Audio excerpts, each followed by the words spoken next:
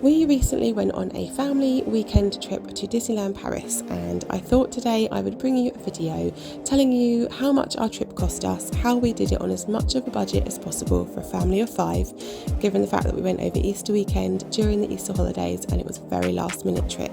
So if that is the sort of thing you'd like to hear a bit more about, please stick around, give the video a thumbs up and subscribe to my channel, and I will give you all my tips and hints on how to keep a trip to Disneyland Paris as cheap as possible, and I hope you enjoy it. Hello everybody, welcome back to my channel, Clary the Mummy of 3. This is going to be a tips for doing Disney on a budget video. So I just thought I'd quickly get this filmed because if I wait until I have the right amount of time to do it, I'll never get it done. So I've been off work today, and but I've been busy, and now I've picked all the kids up from school and just told them to leave me alone for a little bit so I can get this video filmed for you, because if I leave it any longer it's just not going to be relevant to like my other Disney vlogs that I've done. So if you're new around here, hello, welcome, thank you for watching. My name's Claire, I am a mum of 3 in Hampshire in the UK, and we recently over the Easter holidays, Easter weekend in fact, surprised the children with a trip to Disneyland Paris. So we did it on as much of a budget as we could, and we also booked it very last minute. We had booked it with a week in advance of going, which was good for us because we weren't planning on going until the last minute, so it's good that we were able to get it booked. But had we booked further in advance, then it might have been cheaper, so I don't know. But so I've got 3 children, it's a family of 5, and so doing days out or holidays is never going to be the cheapest because there's 5 of us, but I think considering everything that we did, we got it for as good a price as possible. So a little bit of backstory on it. We've wanted to take the children to Disney for a little while. We weren't planning on doing it this year, we were planning on doing it next year. But when I looked at my work schedule for over the Easter weekend, I had the Good Friday off and then the Easter Monday off, and I was off the weekend too. And I said to Gareth, we need to do some things over the weekend. So we need to make the most of these 4 days off because I usually work bank holidays. I'm in the hospitality industry, like hotel industry, and we don't obviously stop. It's an all year round industry. And so I jokingly said to him, why don't we look at going to Disneyland? And he said, okay, then we can have a look. So we did find a deal through Magic Breaks. I'm sorry, I've got a really itchy nose. Oh. So we found a deal through Magic Breaks, which was, I think it came out just over £2,000 for the tickets, ferry crossing and the accommodation. And then later on when I went to book it, he'd looked, and then later on when I actually went to book it, it had gone, and I called up Magic Breaks and said, how comes the price has gone up by £500 and I can't get this hotel anymore? And she said, well, it's a live system, so between the time of you looking and then booking, obviously someone has booked it instead and now there aren't any availability. So I thought, oh my god, that means our trip to Disney is off and we're not going to be able to book it and everything. And then I thought, well, unless I look at booking it all separately and seeing if that's a possibility. So that is what we did. We booked it all separately and did it like that, and it actually worked out cheaper. So what we did is we went by ferry. By comparison, going by ferry is the cheapest. Flying was expensive and the Eurostar was really expensive. And I just thought that going by ferry would be brilliant because it's not that long a crossing. It was an hour and a half. It cost us £245 for the ferry crossing, which I thought was pretty good, last minute Easter weekend. And the kids like the ferry as well, so I thought, well, that'll be a bit of an exciting thing to do in and of itself, because they'd never been on a ferry other than to go to the Isle of Wight, and this is like a bigger ferry and it had a lovely little play area, and yeah, they just really liked it. So I thought, well, that's good for us anyway. So we booked the ferry, and then I looked at hotels, and we stayed at a hotel that was about 10-minute drive from Disney, so it was really local. It was Hotel Campanile. I'm not sure if I'm pronouncing that correctly or not. If I remember, I'll pop the name of it up here now. Hotel Campanile, they had 5 rooms left. Because of the lateness I booked it, they didn't have like a family room. They had 2 rooms. So we paid, I'm trying to think how much we paid. I think we paid for around €400, I think, maybe almost 500 for 2 rooms for 3 nights. So effectively 6 nights of hotel, because we had 2 rooms for 3 nights. And I stayed in one room with the 2 younger ones, and Gareth and Zach stayed in the other room. So we probably could have done that slightly cheaper if we booked further in advance, because they do have some family rooms that sleep 5. There was a premier class hotel right next door, and when I looked at different dates, they do have a room that sleeps 5, so that might work out cheaper if anybody's looking at doing that. But there are lots of hotels obviously in the Disney vicinity, or you can stay a little bit further away and drive in, but that's what we did anyway, and I thought that was a good price for the 4 nights we were there. Was it 4 or 3? We travelled on the Friday, so Friday night, Saturday night, Sunday night, 3 nights we were in France for. So yeah, for 3 nights in the hotel. So we paid, I think, once you added parking on at the hotel, it was 500 something euros, which I didn't think was too bad. And the hotel was absolutely fine. It was quite basic, but it was clean, it was comfortable, and the staff were friendly, and it was really handy location, and it was right near to like another shopping complex, and it was just really local for the things that we needed it for. So there was that. And then we looked on Attraction Tix, I think it was. I'm just going to pause the video 1 second to make sure I give you the right website for who we booked our tickets through. Right, so we booked our tickets through attractiontickets.com. So that is the name of the company who we booked our tickets from. And when we booked our tickets, we did get 10 pictures that we could select afterwards to have printed off and sent to us. So yeah, that is who we booked our tickets with. There is also another company, I think it's called Attraction Tix or something, but if you just Google it, Google Disneyland tickets, it will come up.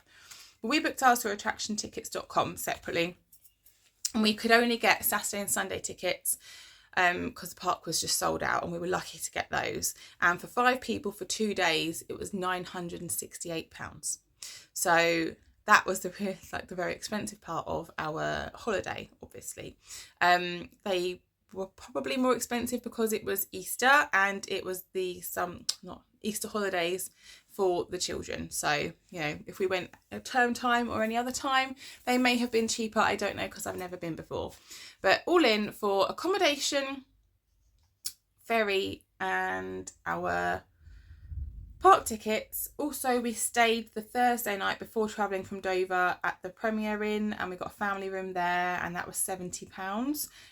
Because we've got 3 children, you can only book on Premier Inn. You can, when you do a family room, it's 2 adults, 2 children. You can't add any more on. But because Lily's little and she quite often sleeps in the bed with us anyway, I just called ahead and said, you know, I've got a 3rd child, but she sleeps in the bed with us. Is that okay? And they said, yeah, that's fine. We just need to note that for fire regulations. So we only paid for 1 hotel room, and that was £70. And then obviously we had to fill the car up, and I think that cost me about £100 to fill the car up. But all in, all of that cost £1,600 for our trip to Disney. So I didn't think that was too bad. Obviously it's never going to be a cheap holiday because it's Disneyland. So yeah, but I thought that was pretty good, and it worked out cheaper than booking through Magic Breaks anyway.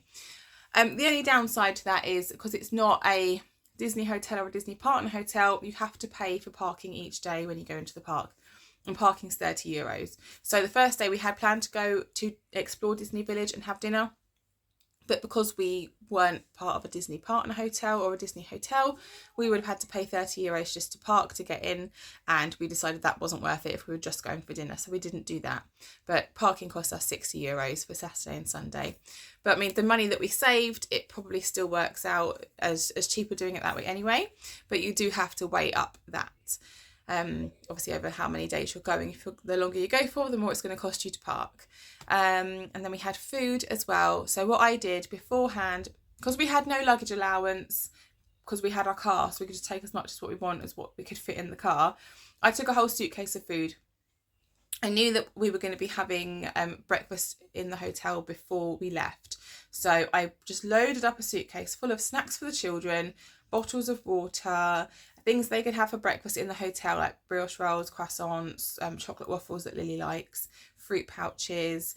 We took a little camping fridge with us so that we could buy some milk if we needed to. As it happened, I took milk from home with us because I didn't need to buy any. I had some in the fridge.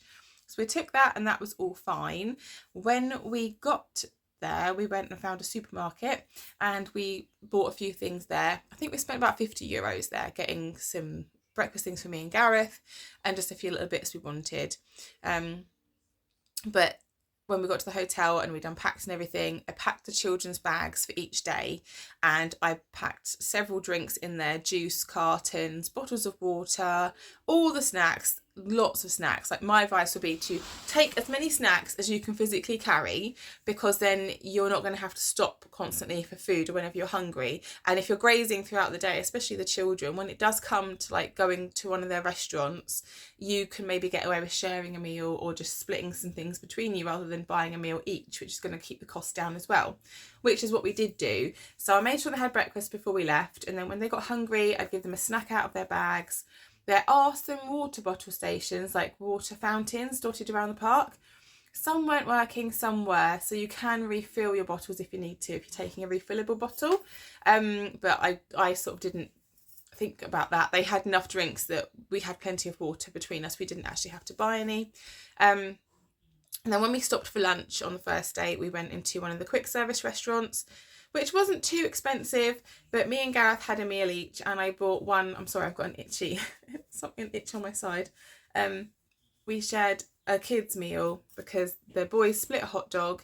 Lily had my chips, the boys shared the chips, and because they'd been snacking throughout the day, they weren't starving hungry. So that was enough to keep them going, and in the afternoon they snacked as well. We didn't stay and have dinner at the park on the first day because everybody was just shattered. So we left the park and went to this place called Bay 2, and it had a lot of it had a Burger King, it had a fajita burrito place. So we went to the burrito place and I got Lily a Burger King meal. So that was cheaper than eating in the park, I think, but obviously we had to buy dinner out. And then the next day we had our meals in Disney. So we didn't, I can't remember what we did for lunch the first day. I'm really trying to think. Or did we just snack throughout the day? The second day when we were there, we bought quite a few Disney snacks actually, so we kind of and we had snacks for the second day too. So I think the main meal we had was at Colonel Hath's Pizza Outpost, where we ate dinner, and we did all have a meal each then. No one shared anything because it was our dinner, and that came to €70, and that included an alcoholic drink for Gareth. He had beer. So I didn't think that was too bad. Again, that was a quick service restaurant. But if you wanted to leave the park and when you were done at Disney, then you may have been able to get it cheaper elsewhere. But it was just, everyone was so tired that I thought we need to eat and refuel, and then we got a second wind and we were able to stay later at the park. So if you want to make most of your park hours, then it is an idea to eat in the park. But the quick service restaurants definitely are the cheapest way of doing that. And the more snacks you bring with you during the day, I mean, you could, make sandwiches and things. But because where we stayed was a hotel, I didn't have the facilities to do that really. But yeah, so I think that the way we did the food was pretty cost effective, just taking snacks in with you. You're allowed to do that. No one has any problem with you taking food in. So yeah, that worked really well. And then we did buy some snacks there, but we didn't have to do that. That was something we chose to do. So those really are, I guess the only other thing is if your kids are going to be throwing temper tantrums in gift shops and whatnot, just don't go in them. Just don't go in them, because it's there's so much lovely stuff in there that you're going to want to buy, and the children are going to want things. Sorry, my phone cut out there because I reached the maximum recording time. So if you go into one of the shops, maybe set a limit on, give your children a spending limit. So you've got €30 or €40 or however much you want to set. And then they know what parameters they're working with, and then you don't get roped into spending loads of money on Disney souvenirs. But alternatively, if your kids are going to just go crazy when they're in there, just don't take them in there at all, or let you and your husband or partner or whoever you go with just go in there separately and look and keep the kids outside if that's even an option. I don't know. But yeah, because the gift shops are expensive. I mean, we didn't buy ears in the park. Zach used his own money to buy his ears, but I ordered some ears, just cheap ears, off Amazon before we went, because like we're only going to wear them at Disney. And the kids haven't really bought them out since, so I'm really glad I didn't shell out a lot of money for them. So yeah, any kind of, like, if you want to wear Disney clothes, order them beforehand, order them on Amazon. Primark's got a huge Disney section, like Primark has lots of lovely Disney things, so that's a cheaper way of doing it as well. So that is the way we kept it all down. We do want to go back next year, so hopefully, fingers crossed, we can do that. I don't know whether we're going to like book a package thing next time or do it separately again. It really depends on what works out cheaper. But I think for the trip that we did for our family, that is, we did it on quite a good budget. All told, after we, everything from filling up the car beforehand, the food that I bought, the souvenirs that I bought when we were there, and the food and everything, I think the trip cost us about £3,000, which for Disney and 5 of us, and we were away for 4 days, we left Thursday evening, came back Monday evening. I think that was a fair price. I think we did it well, because we could have spent a lot more, like if you decide to stay in the fancy hotels, if you're able to get bookings at restaurants and things like the dining experiences and everything like that, it will run into the thousands. So, we had a really lovely time. The children still got a couple of souvenirs. They got some Disney snacks. Sorry, my phone keeps cutting out. I've got to clear some space on it. I'm going to wrap this video up here. But like, our kids had a wonderful time. It was amazing. So you can do Disney on a budget, albeit it's still quite an expensive holiday. I do hope that this video has been helpful. If it has been, please give it a thumbs up. If you like my content, please subscribe to my channel, and I will see you in the next one. Take care, guys. Bye.